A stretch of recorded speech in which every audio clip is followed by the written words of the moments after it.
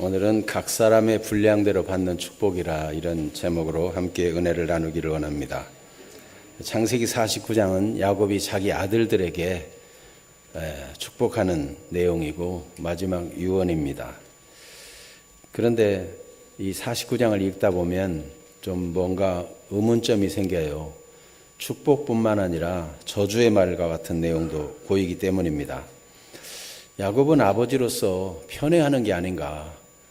어떤 아들은 축복의 말을 길게 해주고 어떤 아들은 그냥 성의 없이 지나가는 것 같고, 도대체 야곱은 왜 그럴까? 나이가 너무 많아가지고 돌아가실 때가 되니까 이제 기억력도 예전만 못하고 분별력도 떨어져가지고 그냥 순간순간 느낌대로 혹은 생각대로 힘이 닿는 대로 축복하다가 힘이 없으면 그만두고 그런 것인가?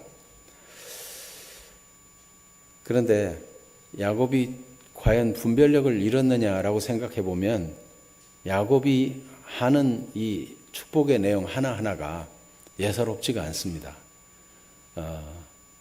그는 죽을 때까지 하나님의 은혜를 힘입었고 전능자의 손이 그를 돕는 것을 고백하고 있는데 실제로 그렇습니다.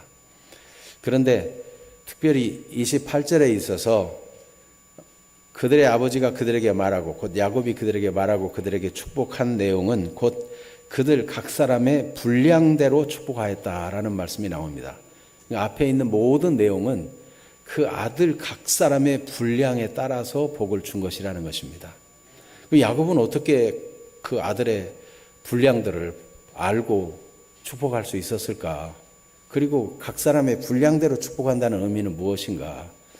이거를 먼저 살펴보고 오늘은 요셉이 받은 복에 대한 내용을 살피는 날입니다. 그래서 요셉이 받은 축복에 대해서 집중적으로 살펴보면서 그럼 우리는 어떤 사람이 되어야 할 것인가, 적용점이 무엇인가, 이렇게 하나님의 인도받기를 원합니다. 첫째로 각 사람의 분량대로 복을 주신다 했는데 로마서 12장 3절에도 이 믿음의 분량대로라는 말씀이 나옵니다. 같이 한번 읽어볼까요? 내게 주신 은혜로 말미암아 너희 각 사람에게 말하노니 마땅히 생각할 그 이상의 생각을 품지 말고 오직 하나님께서 각 사람에게 나누어 주신 믿음의 분량대로 지혜롭게 생각하라.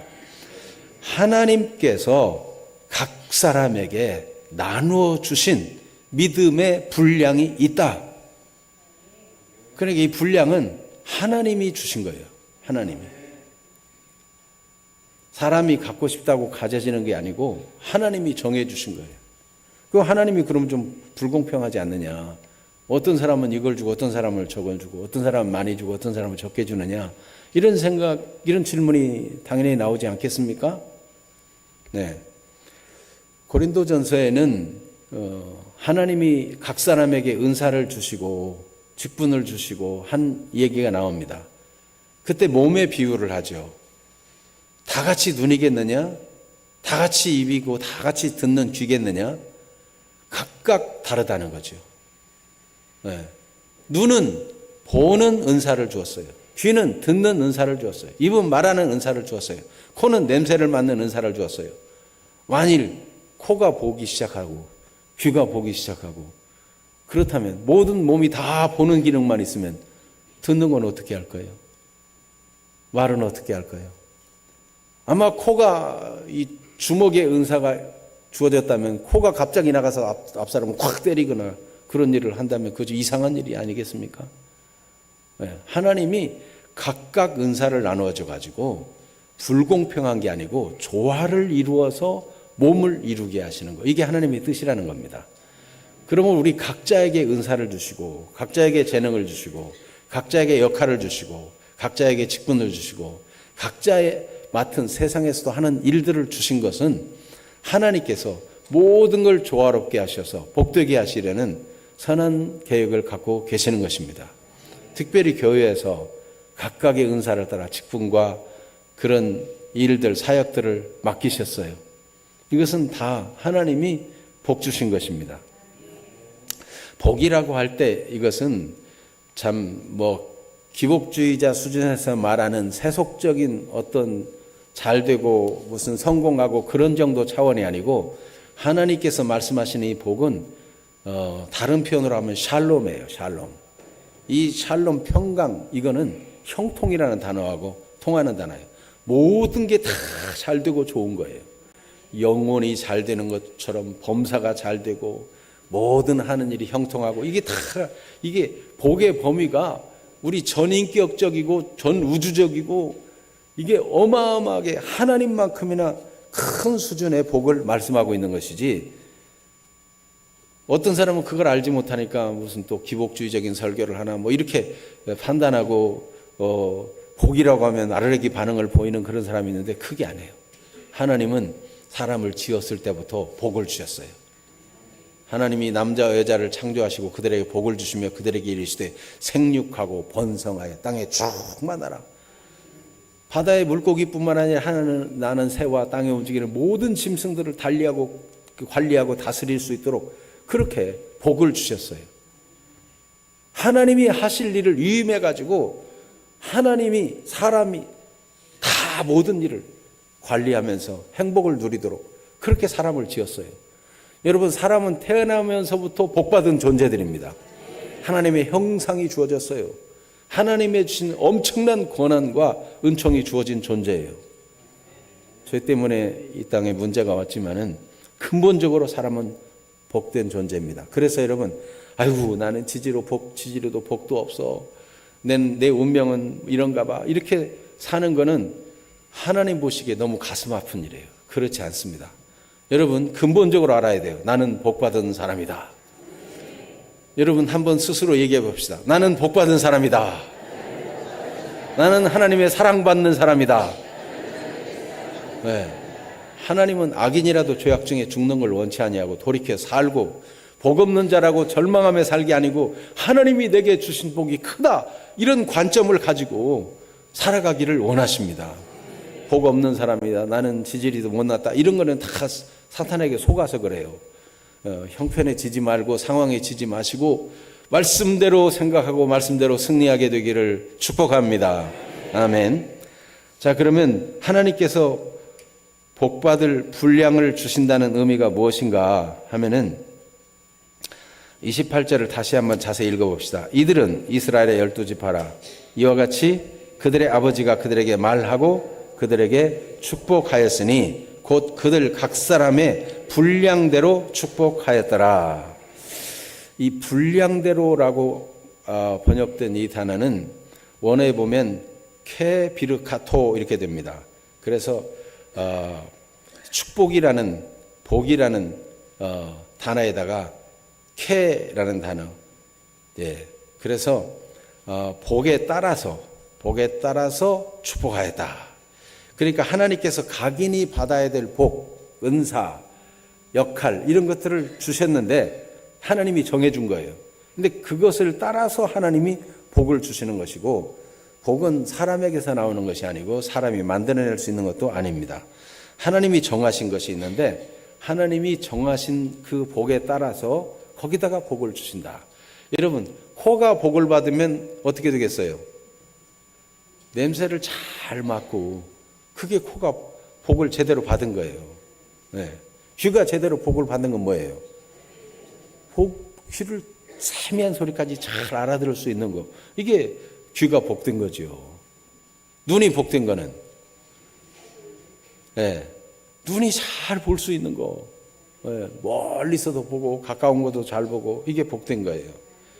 그런데 하나님께서 이와 같이 복을 주셨기 때문에 우리는 내가 무슨 기도해가지고 응답받는다 해서 도깨비 방망이를 막 휘두르는 것처럼 그렇게 생각할 것이 아니고, 하나님의 뜻이 무엇인지, 하나님이 내게 복 주신 것이 무엇인지, 그것을 따라서 그 하나님이 주신 복이 제대로 잘 발휘되고 나타나도록 기도하고, 그러니까 기도는 내 원대로 되기를 원하는 것이 아니고 하나님이 정해주신 복을 따라 하나님이 주시는 그 복을 나타내며 살기를, 하나님의 뜻이 이루어지기를 구하는 것이 진짜 기도인 것입니다.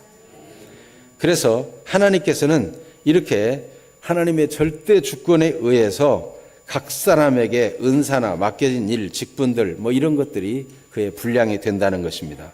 그러므로 우리는 하나님의 주신 복을 감사함으로 받고 순종함으로 받는 것 외에는 다른 길이 없어요. 하나님이 각자 주신 것에 대해서 감사하고, 코는 냄새 맡게 주신 것에 대해서 감사하고 냄새 맡는 일만 잘하면 온몸에 공헌을 하는 거예요. 몸을 세우는 거예요. 손은 손의 일만 잘하면 돼요.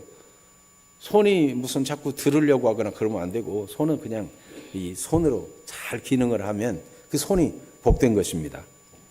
그래서 추수감사절을 우리가 얼마 앞두고 있는데, 우리는 모두 복받은 사람이고 그 복이 우리를 통해서 나타나도록 하나님이 역사하고 계시기 때문에 감사할 것밖에 없고, 그 범위 안에서 즐겁게 하나님이 주신 범위를 따라서 순종하고 수고하면은 그게 자체가 복된 거예요. 이런 부부간에도 하나님이 짝 지어준 것을 사람이 나누지 못한다 그랬잖아요. 하나님이 딱 정해서 짝을 지어줬다는 걸 믿고 하나님이 이 사람을 내게 복으로 주셨다. 성경은 아내를 얻는 자는 복이 있다 그러잖아요. 그 달리 적용하면 남편을 얻는 자는 복이 있다. 똑같은 거예요. 서로가 복된 거예요. 그런데 야생마처럼 서로 안 맞아요. 그런데 하나님이 복으로 주신 사람이니까 그와 함께 복된 마음을 가지고 자꾸 조절하고 서로 의견을 맞춰가고 서로 다른 부분을 통해서 배우고 이러면서 정말 행복한 부부로 살도록 그렇게 하신 것입니다. 그런데 꼭 원한 부분, 안 맞는 부분만 자꾸만 보고, 이 인간은 만나지 말아야 될 인간인데 내가 만나서 이렇게 되면은 복을 발로 걷어차는 거예요. 그 하나님이 주신 그 복이 있는데 그 복을, 하나님이 정해준 복을 발견하지 못하고 자꾸만 부정하고 불순종하고 거역하고 이러면은 하나님, 남편을 거절하고 아내를 거절하는 게 아니고 하나님을 거절하는 거예요. 짝지어 주신 하나님을 무시하고 하나님이 틀렸다고 말하는 거가 돼요. 여러분, 하나님은 우리에게 복을 주셨어요. 마찬가지로 우리에게 맡겨진 일들이 있어요. 내가 왜 이렇게 재수가 없어갖고 평생 내가 일찍 이런 일을 배워서 이 일만 하나. 그리고 자기 직업에 대해서 늘 한탄하고 괴로워하고, 나는 왜 하필이면 이런 일을 해가지고 평생 운명처럼 이걸 지고 살아야 되나. 그런 사람은요, 하나님이 그 자리를 복으로 정해준 걸 모르는 거예요. 그거를 잘하면은 하나님이 그걸 통해서 또 다른 길을 열어주고 또 다른 길을 열고 더 넓혀주고 복이 점점 커지고 확산될 수 있는데, 그 주신 복을 말해요. 못마땅히 여기면은 하나님을 싫어하는 것이고 하나님을 인정하지 않는 것이 되는 거예요. 교회에서나 사회에서나 마찬가지죠.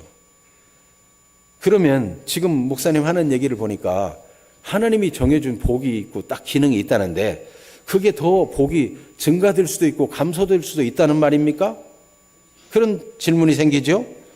히브리서 11장 1절 2절 말씀을 같이 읽어봅니다. 믿음은 바라는 것들의 실상이요 보이지 않는 것들의 증거니 선진들이 이로써 증거를 얻었느니라. 믿음은 바라는 것들의 실상이 된다. 하나님의 주신 것을 믿고 계속 그 믿음을 따라서, 하나님이 이 지점에 나를 세우셨구나, 이 일을 나에게 맡겨주셨구나, 이러고 그거를 믿음으로 잘 감당하면 그걸 통해서 이루어질 놀라운 실상이 나타나는데, 그게 선진들이 이미 다 증거를 받았다는 거예요. 하나님께서 아브라함을 불러가지고 가나안 땅에 살라 그러는데 75세예요. 너 앞으로 자녀도 주고 이 땅을 복을 주고 또 내 자손을 통해서 막 천하 만민을 다 복받게 하겠다, 이렇게 말씀하는데, 여러분 어떤 게 쉽겠어요? 아니, 자식을 한꺼번에 많이 쌍둥이로 막 내리 낳든지 뭐 이렇게 해가지고 믿고 따르도록 하면 얼마나 좋겠어요. 근데 하나님은 75세에 불러가지고 25년 동안이나 자식을 하나도 안 주면서 자꾸 하나님이 너를 복되게 했다고 말씀하는 거예요. 그런데 아브라함은 실망해가지고 우리 집에서 길린 종이 있는데 이 종이나 내 양자로 삼고 내 후사로 삼기를 원합니다. 하나님은 아니다. 내 몸에서 날 자가 내 씨가 될 것이다. 그런데 사라가 옆에서 보니까 아브라함이 정말 하나님 약속대로 복을 받아가지고 후사가 많아질 건 맞는데 어느덧 자기를 보니까 경수가 끊어졌어요. 여성으로서 이제 임신할 수 있는 가능성이 없어지고 말았어요. 그런데 이 사라가 얼마나 믿음이 좋은지 남편을 내조하기 위해서 자기 젊은 여종을 남편에게 들어가라고 남편에게 얘기합니다. 내 여종을 취하라. 하나님이 반드시 당신의 씨를 번성하게 할 거라고 약속했으니까 번성하게 될 거 아니냐. 아브라함도 이게 좀 이게 확고하지 못하니까 그런 줄 알았어요. 그랬더니 거기서 자식을 낳았는데 하나님이 아니라는 거예요.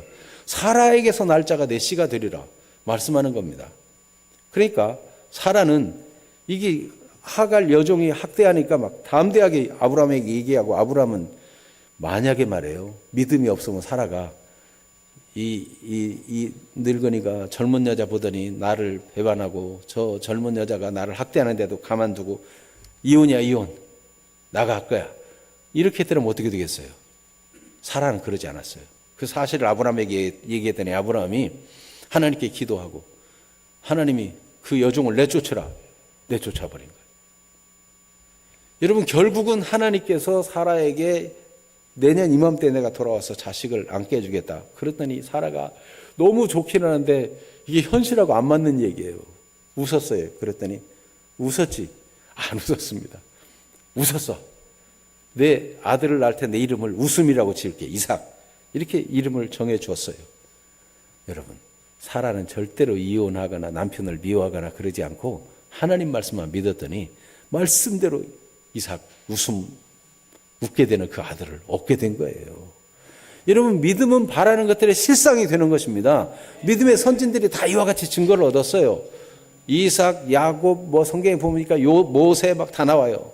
모세도 보세요. 모세도 이집트의 공주의 아들로서 물에서 건진받아서 자라게 되는데 어느 날 40세에 하나님의 은혜가 임하니까 자기 백성을 돌볼 생각이 나는 거예요. 그런데 자기 백성을 돌본다는 게 약간 오버해가지고 이집트 사람을 하나 죽였단 말이죠. 그거요. 그냥 무마하려면 이집트 왕자가 내가 사람 하나 죽였습니다 이러고 끝나면 되는 거예요. 그런데 자기 백성에 대한 마음이 있기 때문에 그는 이집트를 탈출하고 맙니다. 그 애굽의 모든 보화보다도 하나님 백성과 함께 곧 그리스도와 함께 고난 당하는 것을 더 큰 보화로 여기고 더 큰 상급으로 여겼어요. 이게 모세의 믿음이에요. 그냥 적당하게 무마하고 그 이집트 왕자로서 그냥 하나님 백성, 자기 백성 사랑하는 거 그거 다 묻어두고 현실이 이러니 어쩌겠느냐 하고 그렇게 살았더라면 모세는 하나님이 주신 그 자기 백성을 돌볼 마음을 주신 그 감격스러운 그 하나님이 정해준 그 일, 하나님이 복의 분량으로 정해준 그 복을 누리지 못했을 거예요. 그런데 하나님이 주신 그 복, 40세, 그 인간적으로 뭐 복이겠어요? 지금 자기 백성은 다 노예인데. 가만히 있으면 공주의 아들로서 앞으로 왕도 될 수 있고 왕자로서 얼마든지 그 큰 나라의 지배자가 될 수 있는데 하나님이 왜 너는 이 이집트의 종된 이들이 너의 형제고 자매고 가족이다. 너는 이 백성이다. 그게 복이에요. 그런데 이 모세는 그걸 복으로 여겼어요. 기꺼이 애굽의 부귀 영화 다 버리고 자기 백성과 함께 고난받는 일을 선택하고 광야에 있을 때도 그 마음이 열정이 더 불타올라. 결국 떨기나무 불꽃을 볼 때 벌써 다르잖아요. 하나님이 그를 부르시잖아요. 여러분, 결국 모세는 자기 백성을 인도하는 그런 복을, 하나님이 정해준 복을 누리는 사람이 된 것입니다.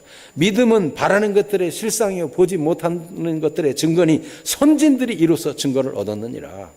그러므로 여러분, 우리가 세상에서 교회에서나 세상에서나 어떤 일을 맡고 어떤 일을 감당할 때 어떤 때는 직장에서도 나는 왜 하필이면 이렇게 힘든 일을 맡는 부서에 왔을까 하고 그거를 괴로워하거나 기분 나빠할 수도 있지만은 그 새롭게 맡은 부서가 너무 힘들고 어렵지만은 하나님이 내게 복 주신 것이다.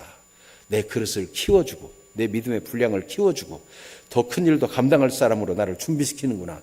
이런 관점으로 받으면요, 그 일을 성실하게 잘하게 될 것입니다. 그러면 그 믿는 대로 그가 그걸 복으로 받은 대로 하나님은 더 큰 중요한 일을 맡겨주시고 감당할 수 있는 그릇이 되도록 만들어 주시는 것입니다. 그래서 누가복음 19장과 마태복음 25장에 보면 누가복음 19장에는 열 문화의 비유가 나오는데 각각 모든 사람에게 한 문화씩 나눠줬다는 거예요. 근데 어떤 사람은 그걸 가지고 장사해서 10문화를 남겨왔어요. 어떤 사람은 막 5문화를 남겨왔어요. 10문화를 남겨온 이 첫째 사람의 이야기, 그리고 그 주인이 그에게 복 주는 내용을 읽어보겠습니다. 다 똑같이 한 문화였는데 어떻게 되는지. 누가복음 19장 16절 17절. 그 첫째가 나와 이르되 주인이여 당신의 한 문화로 10문화를 남겼나이다.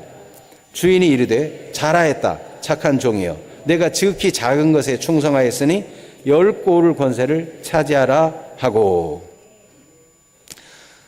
한 문화를 가지고 충성해서 10문화를 남겼더니 한 고을을 다스릴 수 있는 복을 받았던 사람이 10고을 다스릴 권세를 받는 복을 누리게 된 것입니다. 이건 그가 맡은 일을 충성스럽게 성실하게 잘했기 때문이에요. 달란트 비유에서도 각각 분량을 따라서 각각 재능과 은사를 따라 주었어요. 어떤 사람이 5달란트, 어떤 사람은 2달란트, 어떤 사람은 1달란트. 5달란트 받은 사람이나 2달란트 받은 사람이 가서 열심히 장사해서 5달란트를 더 남겼고 2달란트를 더 남겼어요. 복이 같아요. 같이 읽어봅니다. 마태복음 25장 22절에서 23절. 이번에는 2달란트 받았던 자의 일을 여기 적어놨습니다. 같이 봅니다. 2달란트 받았던 자도 와서 이르되 주인이여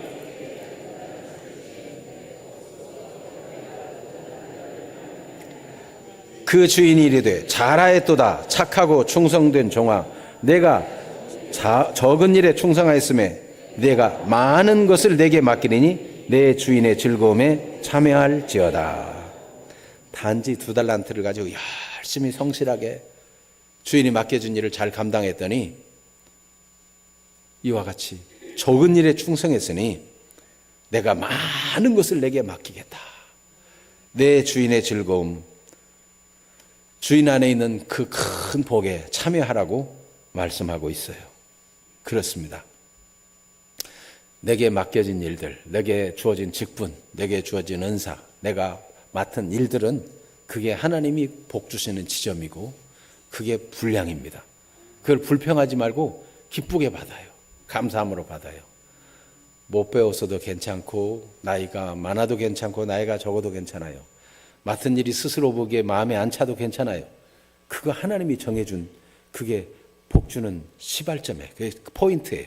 그걸 잘 받아들여서 우습게 여기지 말고 진지하게 하나님이 나를 이걸 가지고 지금 지켜보신다.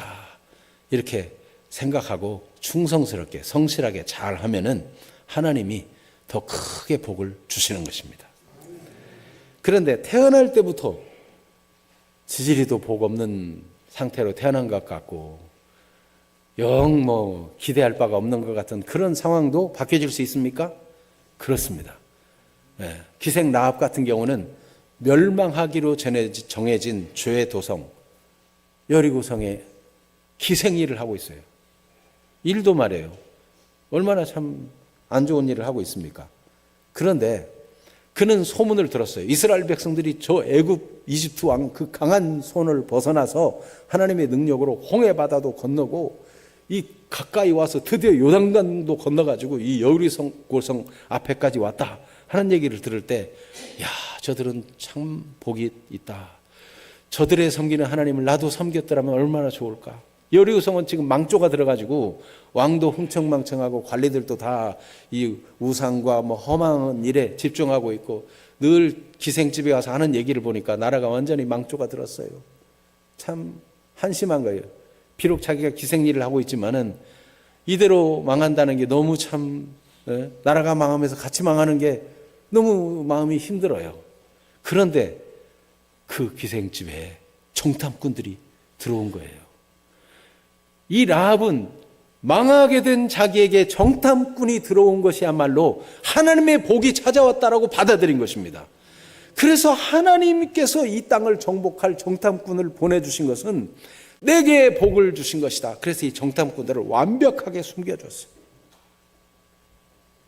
당신들이 섬기는 하나님 나도 섬기고 싶다. 친정을 토하고.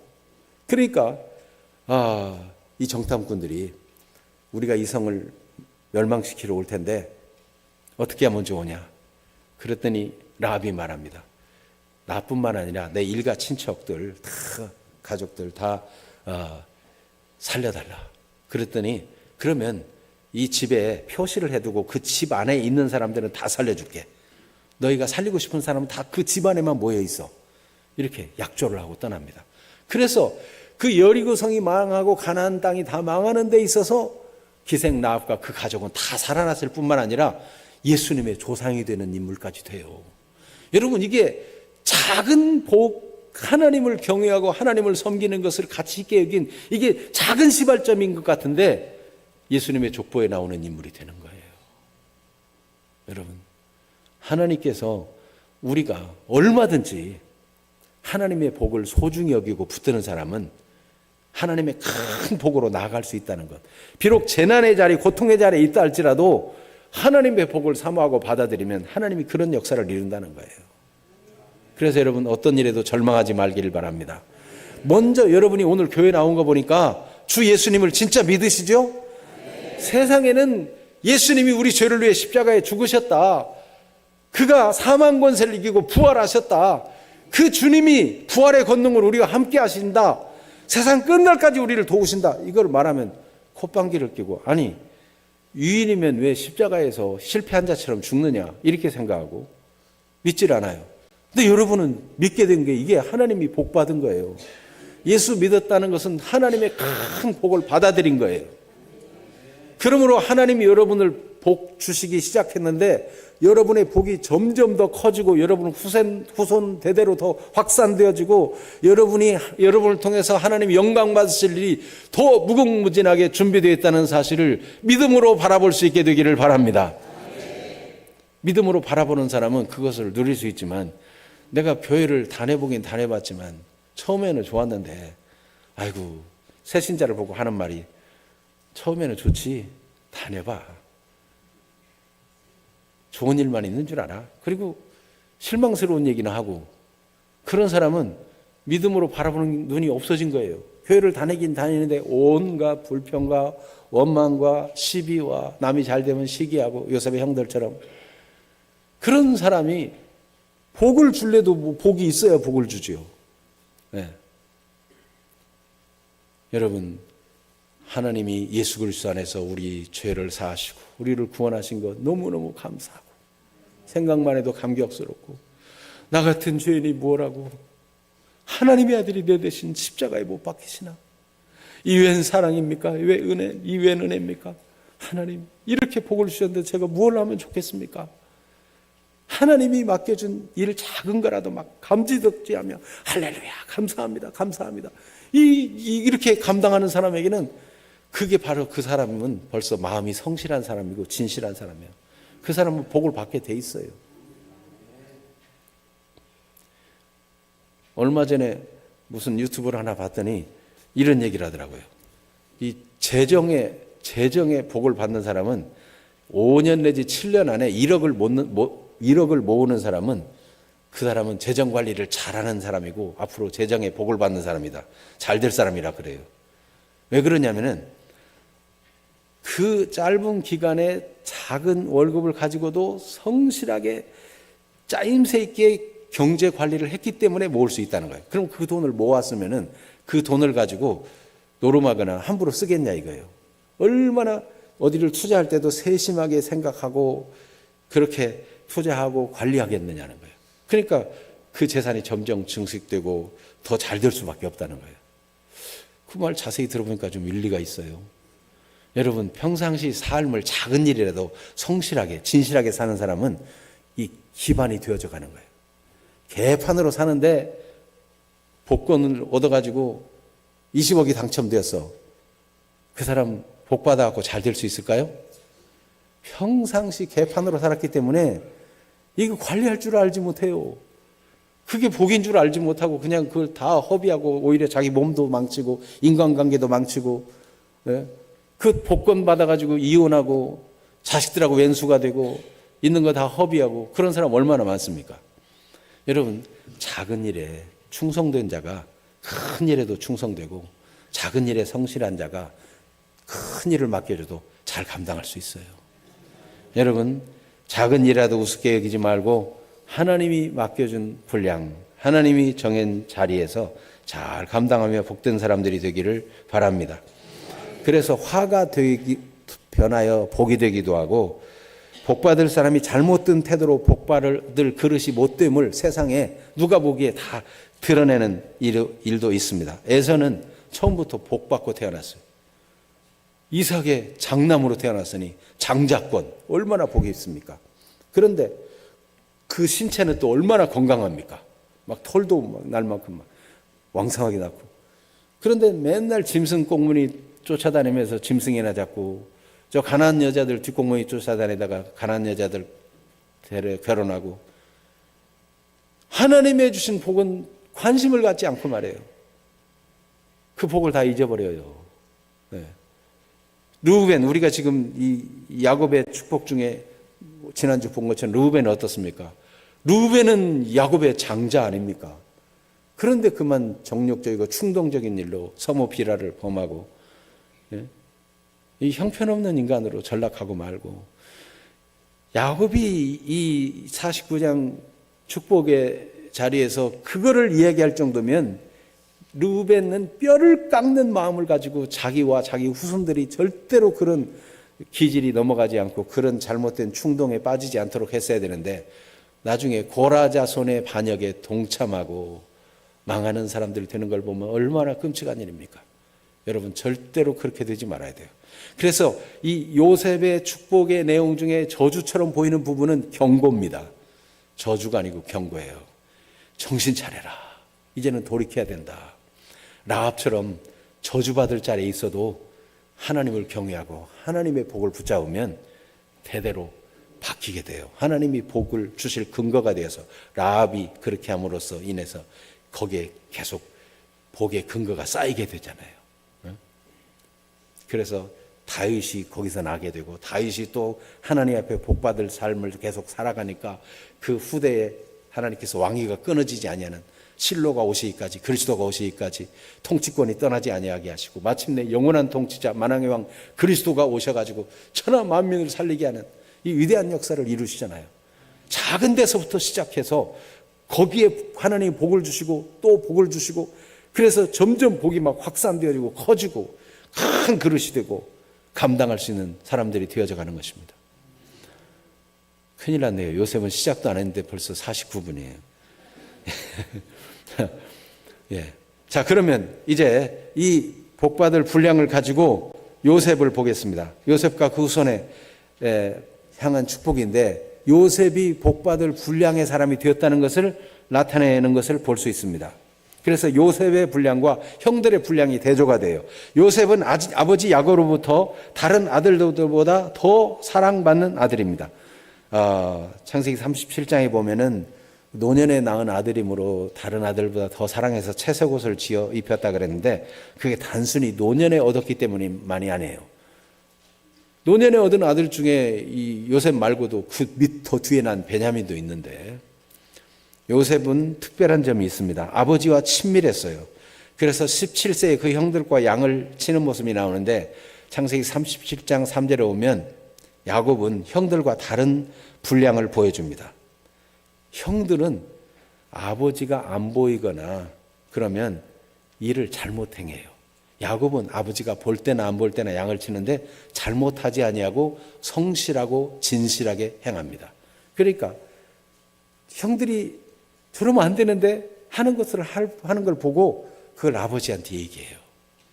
이건 단순히 고자질하고 그런 차원이 아니고, 이 요셉이 그만큼 진실하고 성실하다는 거예요. 아버지가 볼 때나 안 볼 때나 이 17세 이 어린 아들 요셉은 성실하고 진실한 사람이었다. 아버지께서 맡기신 일에 대해서 그 성실함을 보이는데, 헤브론에 있을 때 세겜으로 양을 치러 간 형들을 잘 있는지 가서 보고 오너라 하고 심부름을 시킵니다. 아마 음식도 싸주고 그러면서 보냈겠죠. 그런데 헤브론에서 세겜까지가 직선거리는 60km, 이 험한 산악지형인데 이렇게 길을 따라 돌아가면 약 80km 거리가 됩니다. 그러면 걸어가려면 3, 4일 거리를 걸어가야 돼요. 근데 꾸준히 걸어서 그 산악지형을 혼자 걸어서 형들을 찾아갔어요. 둘러보니까 형들이 없어요. 자꾸만 방황하고 있으니까 어떤 사람이 누구를 찾느냐, 우리 형들이 이렇게 생겼는데 형들을 찾는데 없다 그랬더니, 그들끼리 이 얘기하는 얘기를 들었는데 저쪽 도단으로 가자는 얘기를 들었다. 아, 그러시냐고, 고맙다고. 그리고 다시 20-30km 거리가 되는 도단으로 또 가서 형들을 만납니다. 또 하루길을 걸어가는 거예요. 그러니까 요셉은 아버지께서 시킨 일을 끝까지 수행하고 마는 성실함과 충성됨이 있었다 하는 겁니다. 아버지를 친밀하게 지내고 아버지의 말씀을 순종하고 아버지에게 성실하고 진실한 그 모습이 그게 단순히 아버지에게만 향한 게 아니에요. 그게 하나님께 향하는 거예요. 하나님도 그걸 귀하게 보시고 12아들이 있었지만 요셉에게 꿈을 주십니다. 요셉에게. 여러분, 남편에게 잘하고 아내에게 잘하는 것이 단순히 남편과 아내에게 잘하는 게 아니에요.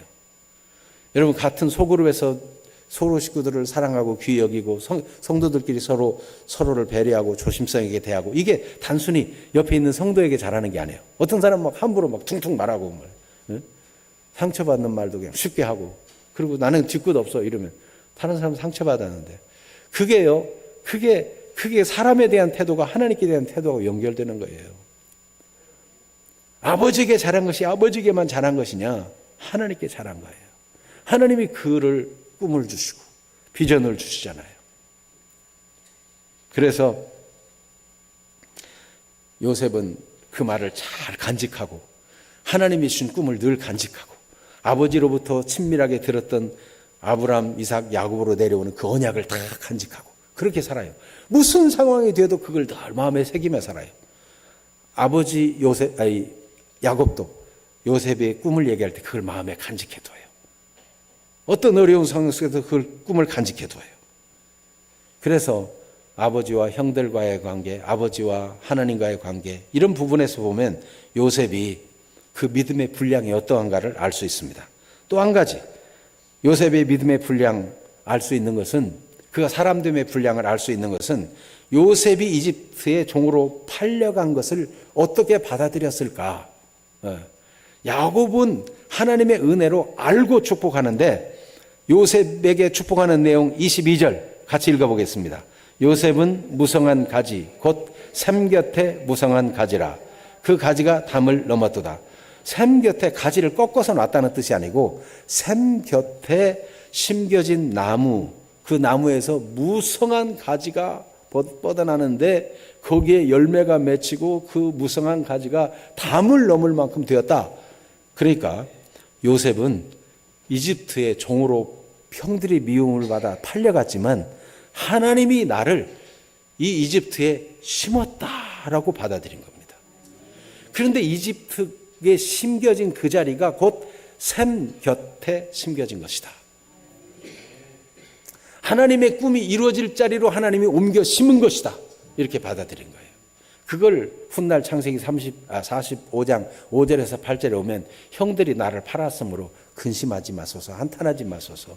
하나님이 이 많은 생명을 구원하려고 형들보다 나를 앞서 보내신 것뿐입니다. 하나님이 나를 옮겨 심었다. 이렇게 믿는 거예요. 그래서 시편 1편 3절처럼 2절 3절처럼 복 있는 사람은 벌써 달라요. 1절에서부터 보면 여러분, 우리도 지금 야곱이 어떻게 이렇게 그 자식들을 다 복을 따라 축복할 수 있었을까?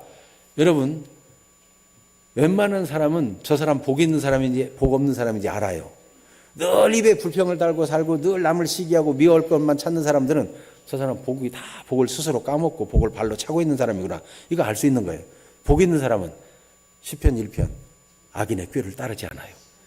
거기 당장 수확이 있고 형통할 길이 있는 것 같아도 저 악한 사람들의 계획에는 따라가면 안 되는구나.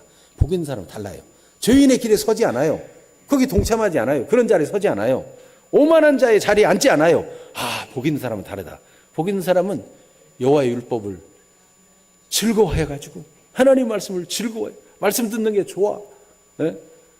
복 없는 사람은 시간이 이런데 왜 안 끝나는 거야? 이런데 하나님 말씀 듣는 걸 좋아해가지고 즐거워해가지고 시간 가는지도 모르고 말씀을 즐거워하고 그 말씀 막 주야로 묵상하고 오늘 귀한 말씀 받았다고 기뻐하면서 그걸 막 전하고.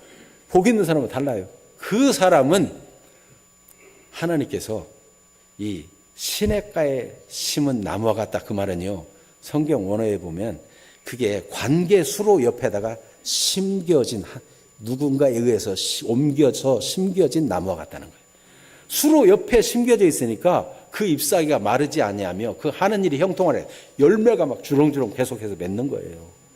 요셉은 하나님이 나를 이곳에 옮겨 심었다. 그러니까 노예로 팔려왔는데 하나님이 나를 이곳에 보내셨네. 그리고는 노예 일을 막 열심히 하고 충성스럽게 하고 기도하면서 하고 그 맡겨진 일을 잘하려고 하는데 그 주인 보디발이 보니까 제가 일을 맡기만 하면 일이 잘 되네. 알고 보니까 기도하면서 저가 의지하는 하나님이 그와 함께 하셔서 그를 형통하게 하고 잘 되게 하는구나. 우리 집안이 잘 되려면 이 아이에게 모든 걸 맡겨. 그래가지고 가정 총무를 삼아 보니까 이 요셉이 얼마나 일을 규모 있게 잘하고 하나님이 복을 주는지 주인이 신경 쓸 게 없어. 신경 쓸 게 없어. 하나님이 노예로 보낸 자리를 그게 형통할 자리, 그게 하나님이 샘 곁에 심어준 것으로 받아들이는 겁니다. 여러분 어쩌다가 여러분 직장의 업무가 너무 힘들고 어렵다고 불평하십니까? 하나님이 지금 축복의 자리에 심어놨는데, 네. 여러분이 어쩌다가 이 양주에 내가 재산 잃고 이 서울 강남에 살아야 될 인간인데 내가 이렇게 쪼그라들어가지고 여기 왔나 그렇게 생각하십니까?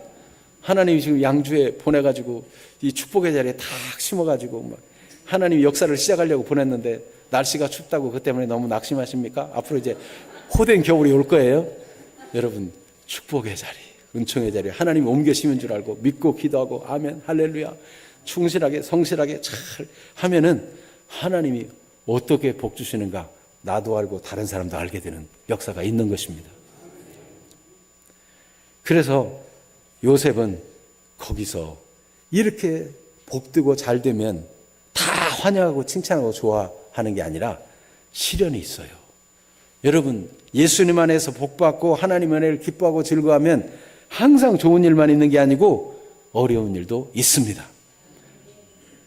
요셉에게 축복할 때 야곱이 그걸 알고 있기 때문에 이런 걸 축복 속에 이 얘기했어요. 23절 읽어봅니다. 활 쏘는 자가 그를 학대하며 적개심을 가지고 그를 쏘았으나. 그렇습니다. 요셉이 복받으니까 사탄이 이 보디발의 아내의 마음속에 들어가서 막 유혹을 주고 또 그가 노예로 생활할 때도 주변에서 그가 하는 일이 형통하니까 얼마나 시샘 있는 사람들이 많았겠어요. 그런데 그런 이 일이 요셉을 무너지게 만들지 못해요. 왜냐하면 적개심을 가지고 학대하며 활을 막 계속 쏘는데 요셉의 활은 어때요? 24절 같이 읽어봅니다. 요셉의 활은 도리어 굳세며 그의 팔은 힘이 있으니 이는 야곱의 전능자 이스라엘의 반석인 목자의 손을 힘입음이라. 그런데 여기 요셉의 활이 굳세며라고 했는데 이 굳세고 단단하다 하는 이런 뜻만 있는 게 아니고 회복하다, 여전하다 그런 의미로도 성경 다른 부분에 번역된 단어를 여기 쓰고 있어요. 그러니까 요셉의 활은 아직도 여유가 있고 요셉의 활은 회복이 잘 되고 그리고 그 팔은 힘이 남아있어요. 힘이 있다 이 말은 유연하다, 가볍다, 민첩하다 이런 뜻으로도 NASB에도 그런 단어로 번역을 했습니다. 그러니까 요셉은 적군들이 막 활을 쏘고 막 괴롭히고 이렇게 하는데 적개심을 가지고 막 쏘는데 요셉은 아직도 힘이 남아있고 유연하게 대처합니다. 그래서 그들이 막 죽일 듯 덤벼들어도 넉넉해요. 어떻게 그렇게 돼요? 어떻게? 이는 이 이유가 나와요. 24절 이는 야곱의 전능자 이스라엘의 반석인 목자의 손을 힘입음이라. 25절로 내 아버지의 하나님께로 말미암나니 그가 너를 도우실 것이요 전능자로 말미암나니 그가 내게 복을 주실 것이라. 요셉은 계속적으로 하나님이 함께하는 힘을 얻으니까 감옥에 갇혀도 거기서도 형통한 자가 돼요. 너무 여유가 있어. 감옥에 갇히고 아이고 내 인생이야. 이제 나는 이제 감옥에 갇혔으니 더 이상 아버지도 볼 수 없고 이제 여기서 감옥에서 썩는구나. 이게 왕의 시위대장보다 강한 자가 누가 있겠느냐. 시위대장이 나를 여기 집어넣었으니 나는 희망이 없다. 그렇게 생각할 수 있는 여건인데 요셉은 여유가 있어요. 간수장이 일을 맡기면 하나님이 또 여기 맡겨준 줄 알고 그 일에 막 성실하게 진실하게 잘하니까 아예 간수장이 그냥 감옥 모든 사무를 다 맡기고 돌아보지도 않아요. 점검도 안 해요. 그래도 충분할 만큼 요셉이 일을 잘 감당하는데 그 여유와 그 힘이 어디서 나와요? 전능자, 이스라엘의 반석인 목자의 손을 힘입고 있어요. 야곱이 경험한 그 하나님, 아버지의 하나님, 그 하나님이 도와주시고 전능자로 말미암나니 내게 복을 주실 것이라. 야곱은 자기 생애 동안 얼마나 끔찍하고 두려운 일들을 많이 만났습니까? 그 과정을 여러분 지금까지 쭉 얘기해 왔으니까 오늘은 얘기 안 하겠습니다. 그때마다 전능자 하나님이 도와주셨어요.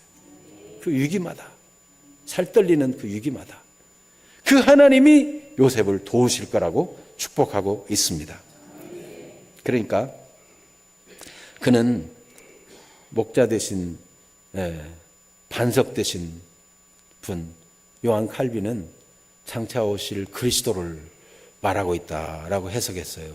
그러니까 결국 하나님께서 요셉과 함께 하시고 결국은 하나님께서 영원한 그리스도를 통해서 복을 주시고 지키시고 도우신다는 거죠.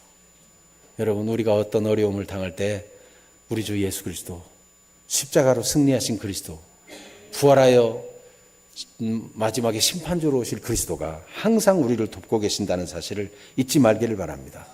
예수님이 친히 말씀했어요. 너희는 가서 모든 민족으로 제자로 삼아 아버지와 아들과 성령의 이름으로 세례를 베풀고 내가 너희에게 분부한 모든 것을 지키게 하라.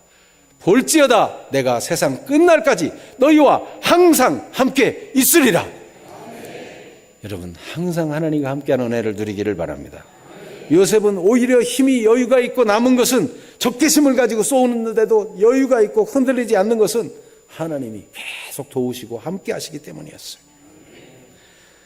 그래서 우리도 믿는 사람이 넉넉히 이긴다는 거예요. 예수께서 하나님의 아들이심을 믿는 자가 아니면 이기는 자가 누구냐? 주 예수님을 구주로 믿는 자가 이기는 거예요. 로마서 8장 37절 말씀 같이 읽어볼까요? 그러나 이 모든 일에 우리를 사랑하시는 이로 말미암아 우리가 넉넉히 이기느니라. 넉넉히 이기고 남는 거예요. 여러분, 어떤 일을 만나든지 여러분은 그 일을 감당하는데 하나님이 함께 하시고 도우심으로 너끈히 감당하고도 남음이 있는 그런 사람으로 하나님이 세워주실 것입니다. 처음 일을 맡으면 너무 힘들다, 너무 괴롭다 그럴 수 있는데 하나님이 함께 하시는 은혜를 입기를 바랍니다. 하나님, 저에게 지혜를 더해 주세요. 하나님, 저에게 깨달음을 더해 주세요. 저도 지금 노예에서 어떤 일을 하나 맡았는데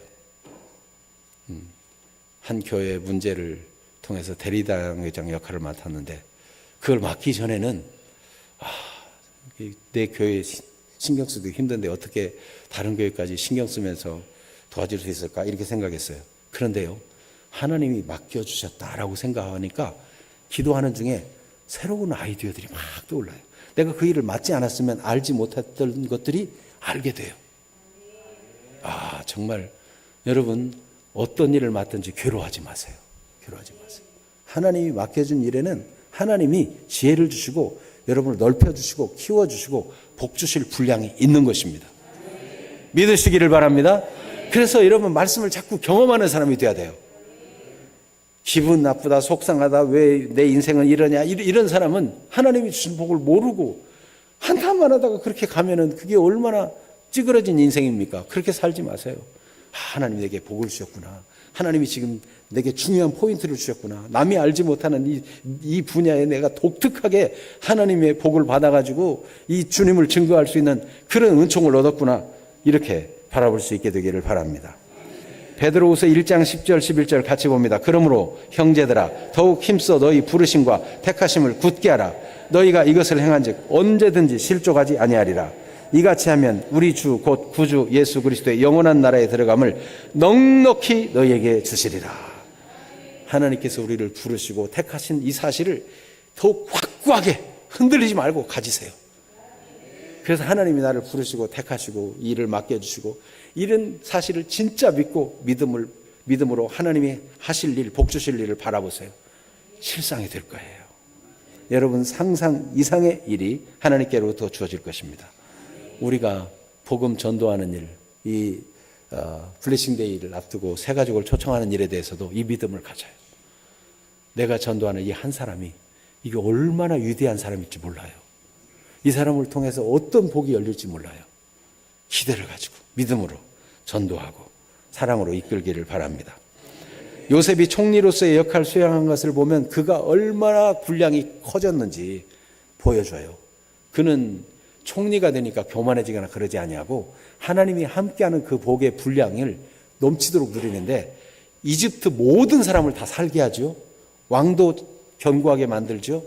모든 관리들도 다 추앙하며 따르게 만들어요. 이 이집트 모든 백성들이 요셉의 말은 다 듣고 호응하고 그래서 다 필요를 공급받고 이집트 넘어서 그 주변 나라들까지 다 살려주고 양식을 사러 오면 다 주고 교만해지지 아니하고 얼마나 하나님은 요셉을 크게 사용하십니까? 그런데 이 요셉이 받은 복은 영원한 26절에 보면 내 아버지의 축복이 내 선조의 축복보다 나아서 영원한 산이 한없음 같이 이 축복이 요셉의 머리로 돌아오겠다 이렇게 말씀하고 있어요. 영원한 산 중에 영원한 산이 어디 있겠어요? 영원한 산 하면은 하나님의 산, 곧 하나님의 나라, 하나님의 통치. 이스라엘 백성들은 시온, 예루살렘 이거를 영원한 산, 하나님의 축복의 산 이렇게 생각했어요. 하나님의 통치가 이루어지는 곳, 하나님의 다스림이 있는 하나님의 나라, 이 안에서 그것이 한없음 같이 그 복이 오는 겁니다. 여러분 복을 받았다가도 하나님의 통치를 벗어나고 우상 숭배하고 제멋대로 가면 하나님의 영원한 산, 하나님의 영원한 통치 안에서 이루어지는 복을 누리지 못해요. 요셉에게 이렇게 큰 복을 말했는데 요셉은 그 아들 므낫세와 또 에브라임 그 후대들도 그들이 요셉이 친히 양육했다 하는 내용이 나오는데 그렇게 복되게 양육을 했는데 후대로 계속하면서 북쪽 이스라엘 지파에 큰 영향력을 끼치는 에브라임 지파였죠. 그런데 우상 숭배하고 타락하는 길로 잘못 갑니다. 그러니까 여러분 그렇게 요셉이 크게 복을 받고 잘 되었다가도 하나님의 통치에서 벗어나면 안 된다는 것을 성경은 보여주고 있어요. 여러분 후손 대대로 믿음을 잘 이어주고 그 복이 하나님의 통치 안에서 계속되기를 사모하는 사람들 되기를 바랍니다. 우리 찬송하면서 기도하겠는데 316장을 찬송하겠습니다. 316장. 주여 나의 생명 나의 정성 드립니다. 하나님 맡겨준 은사를 따라 하나님이 주신 복을 따라 우리가 정성을 다하고 성실을 다하고 충성을 다할 때 하나님이 성령으로 충만하게 하시고 우리를 하나님의 복을 누리게 하시고 그 복이 단순한 기복주의적인 복이 아니라 금생과 내생과 영육 간의 모든 하나님의 은총을 하나님의 살아계심을 빛처럼 드러내는 사람으로 복 주시기를 원하십니다. 그런 일을 사모하면서 찬송하십시오.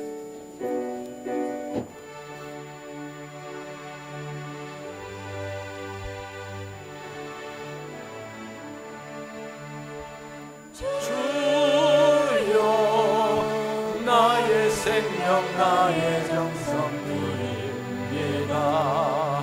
이 작은 나의 생명 나의 정성 나의 주님만을 위하여서 살기 원하오니 주여 잡아주소서 나를 잡으소서 주님만을 위하여 살게 하소서.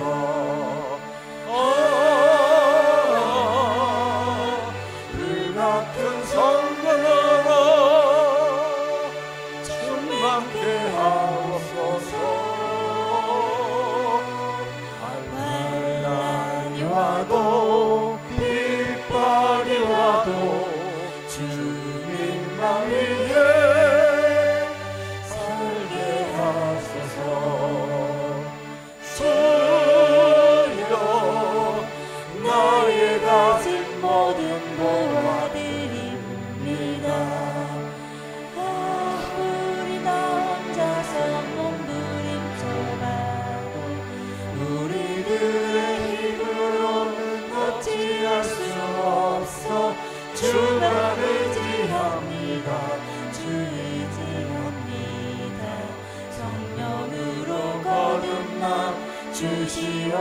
하소서.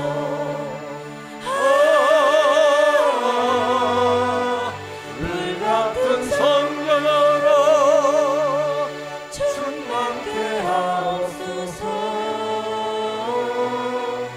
괴로움이 와도 슬픔이 와도 주님만 위해 살게 하소서.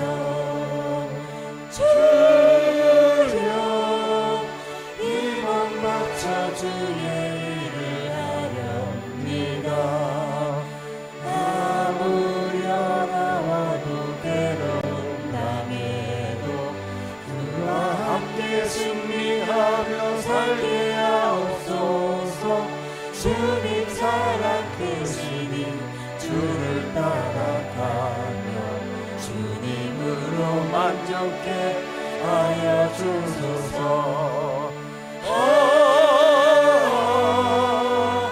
불같은 성령으로 충만케 하옵소서.